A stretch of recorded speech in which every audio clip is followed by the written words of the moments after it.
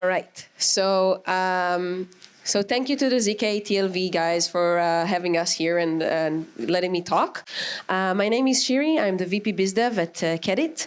I'm going to spend probably around 25 minutes with you guys today, going over what it is that we do at QEDIT, and mainly focusing on industry use cases. So the goal of this talk would be to explain how we see zero-knowledge proofs currently in the market. The use cases that I'll describe are around projects that we currently have ongoing. So apologies in advance if you have some questions that I can't answer, but I will try to keep this as an open discussion as possible. So if you have any question along the line, along any of the slides, please raise your hand. And since there's not a big crowd, I think we can all hear you, so that should be fine. All right, so let's start. So the reason why we're here as QEDIT is coming from a need that was identified in the market between protecting data and sharing data. So we're all aware of the privacy regulations that are day-to-day around GDPR and so on. But in parallel to that, we are also feel very comfortable with sharing our own personal data, right? So you all know it from your personal phones. You install an application, you're requested to provide permission to a lot of things. We usually don't even read the permissions until the end. We just like click allow. But then on the other side, we're also super aware of our privacy. And when we hear about issues with Facebook, for example, then we are all super aware of what's going on with our privacy permissions all of a sudden. So there's sort of a balance there that needs to be identified, and we're sort of, as individuals, we sort of navigate through this world in a certain way. Companies also have the same dilemma, right? So on one side, they want to share information with their networks and competitors and ecosystems because that can drive more business. But on the other side, they also don't want to share their business information because then competitors can come in and take their business away. And there's sort of a dilemma on how this can actually be managed. And what QEDIT comes to solve with the list of zero-knowledge proofs is basically allowing you the capability of creating collaboration based on proofs and not on data. And therefore, you can feel freely and collaborate freely with your competitors and with your ecosystem, but still maintain your data private and make sure that no one is exposed to your information. I'm going to explore 3 different industries in today's session around the use cases exactly related to the topic that I've just described.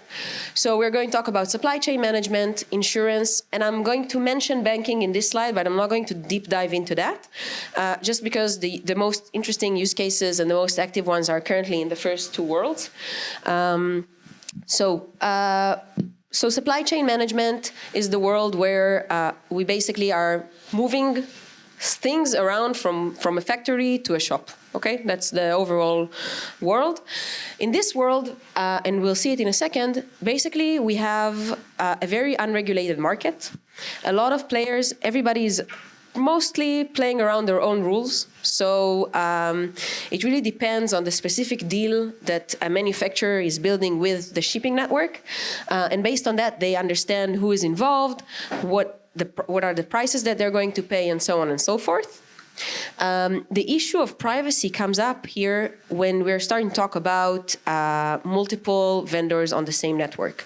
So for example, imagine that you are Brinks or DHL, and you now want to work with several suppliers, and you want to automate the process. So you want to be able to onboard all of those vendors and all of those manufacturers onto a network and manage your load balancing between trucks and all of those things based on this network. For you to do that today, you'll need to upload all of the data of shipments that you have onto a certain network, and then be able to basically collaborate this information. There's a problem doing that if we are looking at competition. So if I'm creating, I'm producing shoes, and Daniel is producing shoes, and we are both on the same network, and we see how much each factory is producing, we can sort of understand information about their network and about their business logic, and we can see who they're trading with, and so on and so forth. And there's a privacy issue once we get from a single vendor, from a single manufacturer to multiple manufacturers. Privacy issues are starting to show up. That's one angle. You can also think about multiplication of any other component in this network, and we'll see it in a second. In insurance, there is a lot of value in collaborating between insurance companies. For example, we can have a common risk for people, right? So if I provide car insurance, and Brett, you provide house insurance, and we're both trying to provide a policy for the same person. If my KYC says that this person is fraudulent, you can benefit from it if he comes to your company to get insurance. But today, regulatorily, I can't share this information with you. I'm not allowed to sort of trash other people's reputation and just tell you don't work with this person. So there's a lot of value in incorporating and collaborating between insurance companies, but we're not allowed to share this information. It's very similar in banking, for example. So if you think about fraudsters are coming in and trying to open mule accounts, for example. So let's say I'm HSBC, and now someone came and opened a mule account at my bank. I'm not allowed to then go to Lloyd's or Santander and tell them this person is a mule for a fraudster network, because regulation doesn't allow me to share this information. However, under zero knowledge, we can sort of have a common risk where I calculate the risk and I share it with you. You don't know what data I have there. You just know that this is a low bar that might require you to have additional tests, might be an official no that you say to this person. You might give them a limited account. So there's a lot of things that we can do, but it's a sort of a risk mitigation process. Okay, so I hope that the need around privacy in those industries is clear. Yeah, cool. What's the incentive of one bank without the other bank? So it works the other way around as well, right? So if you give, you get. That's one thing. Plus, there's a lot of value in being a market leader in those markets, right? So if I have data and I can share it with the world, it sort of makes me be an owner of resources and data. It makes my stature in this market a bit stronger. It also can bring me good PR. So I can actually go and say, I collaborate in this network. So if you are joining my bank, you know that my bank is in less of a risk of being under fraudulent attack. So it helps in many, many other ways. Any other questions? Right, great. So first use case we're going to talk about is around supply chain management. We'll focus around the diamonds industry, right? So we're currently doing a project with an Israeli company that is doing supply chain management for shipping diamonds around the world. So in this market, what we have is we have a product, okay? That's the raw diamond that you can see right there. Do I have a pointer here? Oh, yay. It doesn't work though, right? You can see it on the screen. So I'll just move. So we have the raw diamond, or it's not a raw diamond, it's a polished diamond. So we have a polished diamond that goes all the way to become jewelry, okay? And then we have the different players in the market. So we have the factory. This is a factory. It's not a mining facility, because this is not a raw diamond, it's a polished diamond. And then we have the shipping company, probably an airline, because usually this is being shipped somewhere. And then another shipping company on the ground, and then the final destination. It could be either another factory, or it can already be a store or a facility that is combined with the two. And the notion here is that in order to make this under zero knowledge trade, what we can do is we can tokenize the diamonds, right? So we can say, now each diamond has a digital twin, which is basically a representation of this asset on the chain. The only entity that is allowed to issue the diamond is the manufacturer, right? So that's the factory that is polishing the diamonds. They are now issuing a token of a polished diamond, and then we're tracking the assets in parallel. So there is, from the factory comes a Brinks truck with a sheet of paper that says, now I need to take box X, and he gets the box, and the manufacturer moves the asset along in an application, right? So when I sign off of the package, the signing process also transfers the relevant amount of tokens currently to the Brinks driver. right? He currently is the holder of those diamonds along with their digital asset. And then he goes to the airport, right? It's a shortcut, right? Because sometimes they go through a distribution center, and then they might be combining boxes on another truck, and then you need to move the assets around again. But for our example, to simplify things, we have one truck, it's going to the airport. In the airport, they have an handling agent on the ground. This handling agent basically takes the diamond from the truck and moves them through customs to the aircraft. He gets ownership of the tokens, moves them through customs, acquires all the signatures along the way, right? And basically, this goes to the airplane, and we see the exact same process happening after we land. The interesting concept here is that we can actually copy the process as it happens today and replace it with automation. So that's the first value that you bring to this industry. This has to be done under zero knowledge, and I'll explain it in a second, but even just proper blockchain already brings another level of solutions to this market.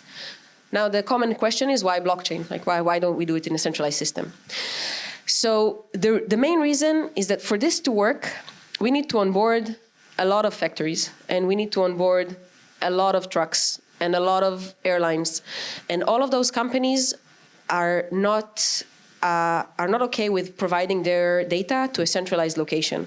There's currently no trusted entity in the world that everybody believes that can be a single source of data for this thing. Yeah. See if I got it right. Compare this scenario today. Rather than a UPS, you track a packet from Amazon to here.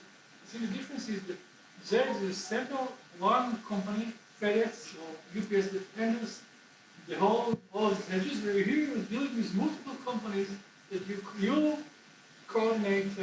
Yep. You have to coordinate, and these are different companies.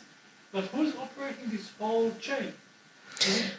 Is it someone like Walmart or the beers, or the multiple companies together? Multiple companies together. So there will be, in this specific use case that we're working with a technology partner that is building the application layer on top of the blockchain layer, right? So we're sort of handling the zero knowledge layer, and they are building the application layer.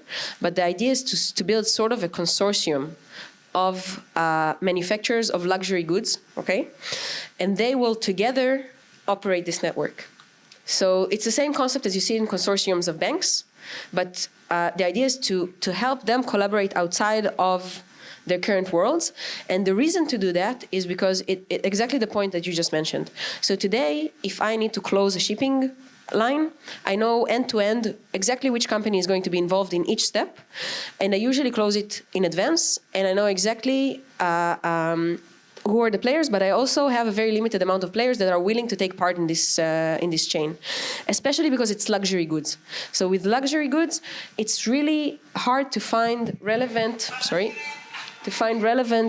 companies that are willing to take this cargo and carry it, because the value of the cargo itself requires a lot of regulation around it in terms of the companies to be willing to onboard you to the network. Okay, so the terms that you need to meet are very high. And therefore, they're only willing to work with 3 companies at this moment. So you have only 3 companies that they are willing to onboard to this process.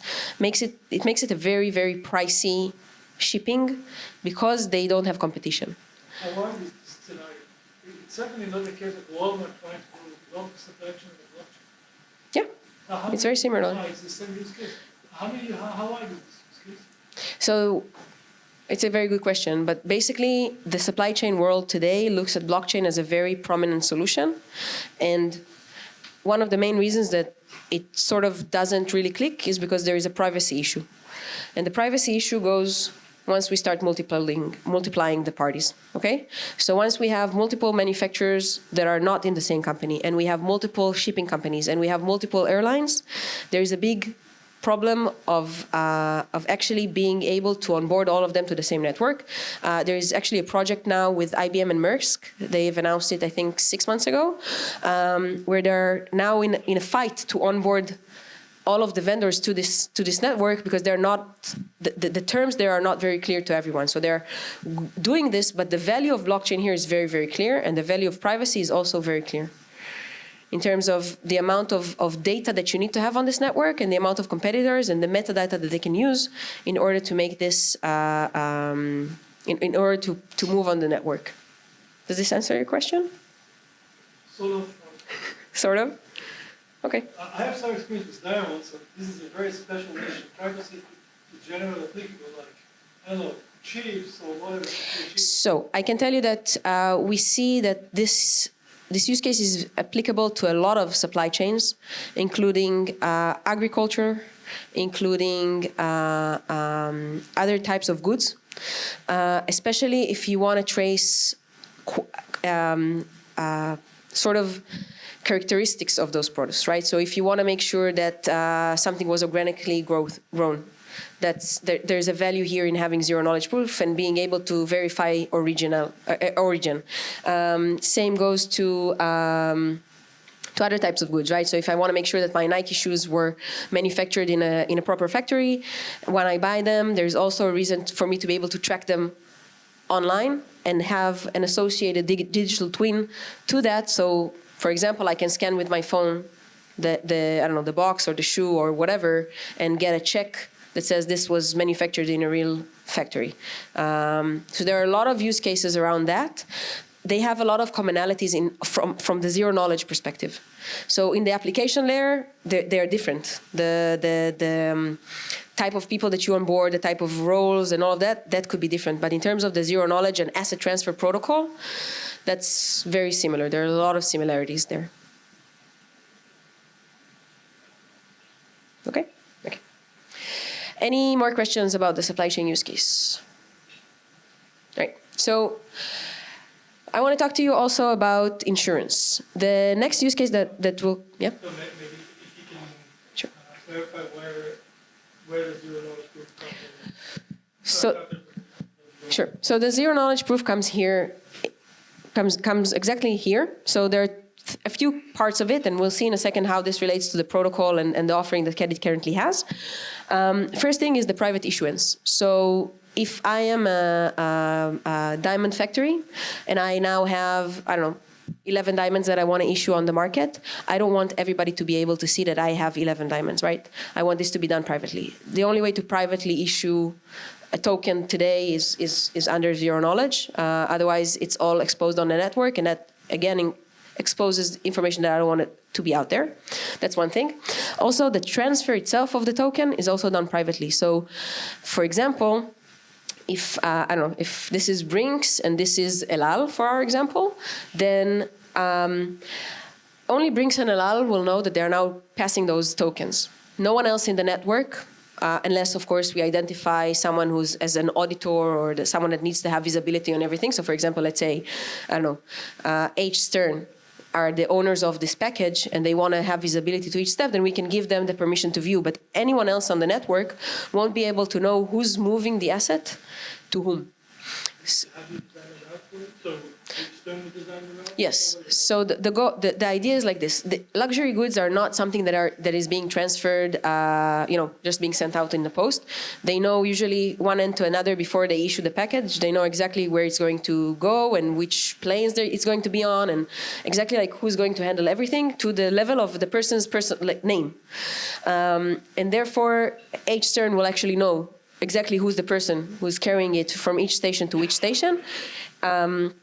And they will just make sure that this is being tracked. But from our perspective, it doesn't really matter, right? All we care about is that there is a private issuance of the token, and then those tokens are being moved along with the asset itself. And we can also think about different ways of modeling it, right? So we can model the diamonds as the asset. We can model a package as the asset. We can model a lot of, really depends on the use case and the needs of the system. But the goal here and the way that we think is we're looking at the scenario and we're saying, all right, so what has the most value as being the token for our use case? And then how do we follow that along the way? One last thing, around issue, private issuance, and how do you know that made out of thin air? So that each digital twin has a physical twin? Or is that just like up to reputation of the... So are you asking about the connection between the... Now you say that the twins needs to check that they actually get... Yep. actually get the token, but the factory gets paid digital token. Yeah. So they become the people that need to check that the actual goods, so the physical goods match the digital goods. Okay, so I'll address that. So first of all, that's not the problem that we are coming to solve. I just want to put it out there. So I'm not an expert in matching physical goods and digital twins. But saying that, there are a lot of technologies today that allow you to actually do this matching. So for example, in diamonds, you actually engrave. It's a very high-techy sort of solution. You engrave onto the diamond a lot of details that makes it uniquely identifiable. And there are a lot of systems that allow you, so we're talking about like issuing a token, but this token actually has a connection to a system that has a 360 image of the diamond. And like there's a big area of this solution on the application level that handles those situations. I can tell you that we've been in a consensus last month, and we met a company that is doing this for luxury watches, for example. So they have a very unique way of identifying a watch and matching it to a digital twin in a very direct and very hard to overcome way. So there are a lot of companies that are handling that part of the technology and the solution. We personally do not take part of this. Yeah. I would like to begin this question regarding the pandemic in the physical diamond and the digital tokens. Mm-hmm. Okay, at the end of the day, you will know that this digital token is exactly as this physical diamond. But during the process, you want to know and understand exactly where it is on the same time. So how the physical diamond is moving while the digital token is moving. So basically, you tie it together in one application, right? So you give the person who's carrying the package an iPad, right? And they're going around, they're collecting signatures, basically, right? And therefore, if I am now, let's say I'm the factory. So I issued the token, and now the guy comes in and he signs off of the package, right? He says, right now I'm the owner. During the signature process, what happens in the backend is that the token from the factory is now moved to this guy.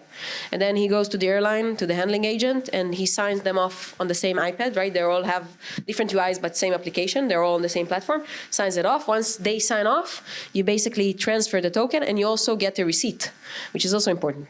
So you have proof that, not just like a zero knowledge proof, but like a real proof that you transfer this token to someone else, and you are no longer liable. Why? Because this is a very a very clean scenario that I'm presenting. But we have insurance companies here, and we have financiers here. There's a lot of other groups here in the game that have a need to know about what's going on here. So imagine that you are now you're now transferring a package, and it disappears. Who is responsible, and whose insurance should act at this point? So it's very important for you to have a proof that you can show and say, I transfer this forward. I am not liable for this anymore. There is a lot of things around insurance in this world. So it really depends if you're looking at aviation versus naval transfers versus they all have different types of when insurance starts and where it ends and who is liable to what and when. It's super crucial to be able to transfer and also get a receipt and to be able to prove that you are no longer the owner of this asset. And that's exactly the point. So the application takes care of this part. Once it moves, it calls the API, the QEDIT API, to move the asset from this wallet to this wallet. And then in the next point, in the next station, you will also be able to do this thing when the proof itself proves that you own the asset, you haven't spent it before. So there's a list of proofs that allow you to actually transfer this token from one player to another. Okay? Can we move to the insurance use case? Right. So insurance. That's a very interesting project that we're doing with a very big reinsurance company. This is specifically talking about health insurance. So in the world of insurance, in health insurance, you're allowed to have more than one policy. I'm sure most of you know that because we have our Kupat Cholim, but we also have private insurance. This is something that we are being pushed to have in the last couple of years by our workplaces, so I assume most of you have it. So basically, the situation is that we are now insured by two different insurers around medical procedures. in the great wide world out there, you can also have more than one private insurance, right? So you can have multiple health insurance to cover basically a lot of the same procedures. So today, let's say I need to get something done, I don't know. I go to the hospital, I go through the procedure, and then I get a bill from the hospital. I pay it, and then I get the receipt, and now I need to go claim the money back from my insurance, right? I think the loveliest example is around pregnancy test, because that never sounds like someone is about to die. So think about that for a second, and then you get a receipt from your doctor, and now you need to go to either your HMO or your private insurance to get the money back. And what you do is you go online and you download their forms and you fill them out and you put them in a big envelope and you start sending them around while saving different copies and different things. But nothing really prevents you from claiming insurance from both.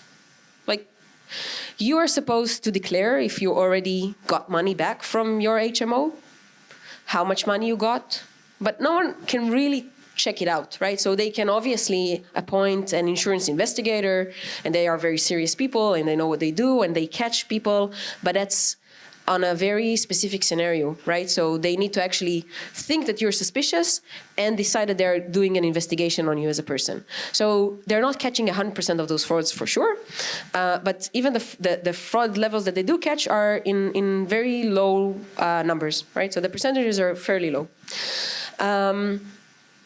So what we can do with blockchain and under zero knowledge is tokenize it. Let's tokenize it. Why not tokenize it? So basically what we're saying is, okay, so the hospital, I pay the hospital money. Now the hospital is giving me a receipt, but is also giving me tokens. And now the same amount of tokens that I pay to the hospital are now given to me. So they're sort of my credit for the insurance claim. And then I go to my first insurer and I give them, and I submit my claim. And they approve to pay me back 2 out of the 3 tokens. So I send them 2 tokens and they send me the money that is equivalent to 2 tokens, right? And now I can only claim on 1 token because I gave my tokens away, and therefore I cannot double claim on the same procedure because I no longer have the credentials to claim on it, even though I have an invoice. I still have an invoice. Privacy here is super crucial from a few levels, right? So first of all, we're talking about medical records. Medical records by nature are private, so that's one thing. We can argue though that insurance companies are aware of our medical situation, right? So they know what we have and what we don't have. That's part of our engagement with them. Plus, us as individuals, we usually trust the insurance companies, right? So we are willing to sign waivers of confidentiality, and we're willing to do a lot of things in order for them to insure us. So that's a claim that we can state, but might not be that relevant. However, the data between these 2 insurers is super crucial, because if we're talking, let's say, about insurance companies, AIG and, I don't know, Migdal, then they don't want each other to know who they have as insurees, because then they'll be able to know how much they're reimbursing people, and they'll be able to know which customer base they have, and they'll be able to know what type of policies they sell more, because they know what type of transactions they're actually doing. And that is, from that perspective, that's crazy. To onboard yourself to a network like that, that's just insane. Because that means that everybody can see your private business information just from the metadata of transactions. And we are talking about closed networks, right? So we're not talking about public networks at this point. Those companies are currently not in a point where they're willing to join public networks. So you can say, I get lost in the sea of anonymity. It's usually very permission-based blockchains, very closed. So once I transacted with the majority of the network, I can also start mapping them out. And that's exactly where zero knowledge comes in. So first of all, me as an individual, I have the right for privacy. So if the hospital issues tokens for me, I have a right for that not to be known to anyone. That's one thing. Even to other insurance companies where I'm not insured in, right? So they are not supposed to know that I have this medical situation. And then obviously, all the transfer and the requests are private because of the sensitive business information that they enclose. So that's a very simple, straightforward sort of use of asset transfer. Once you break down to what is this tokenable asset that we can use. Okay, make sense? Questions about that? Right, awesome. So, how do we do that? QEDIT launched our QEDIT Asset Transfer Protocol back in January. These are the highlights of the capabilities that we are currently providing to the market. So we spoke about transferring ownership privately. I think that's pretty given from the fact that it's an asset transfer protocol. Issue assets in private or public. A very common joke that we have here is that it's actually, if you look at public blockchains, that's actually a bug. So to be able to issue things privately is not something that you would commonly see in blockchains. However, in those enterprise use cases, it's crucial. Otherwise, you're not able to actually feel comfortable with uploading assets to the network. Multiple asset support. So we actually support multiple types of assets on the same network. Proof scalability. QEDIT has a patent-pending technology that allows us to break down the proofing process and basically glue it back together after the computation is done. That allows us to increase throughput and reduce latency. So this is calculating proofs is a very, very computational heavy process that can take time. Part of what we've developed is a capability to basically break it down, and then the more you parallelize it, the lower rates that you can get. Again, if you have specific use cases, I'll be happy to answer them around this later on. Native clients SDK. So part of our goal is to make zero knowledge accessible to people that are not necessarily applied mathematicians or cryptographers. And one of the things that we believe in is that we expose zero knowledge in a higher level, in a higher language, that allows you to interact with zero knowledge without really needing to know the bits and bytes of the exact proof. So we provide with native clients SDKs. You can, by the way, go to our website and see our API. It's very straightforward. And basically, the SDK uses our API to make those calls. You can either use the API directly, or you can use an SDK in a relevant language. And enterprise deployment.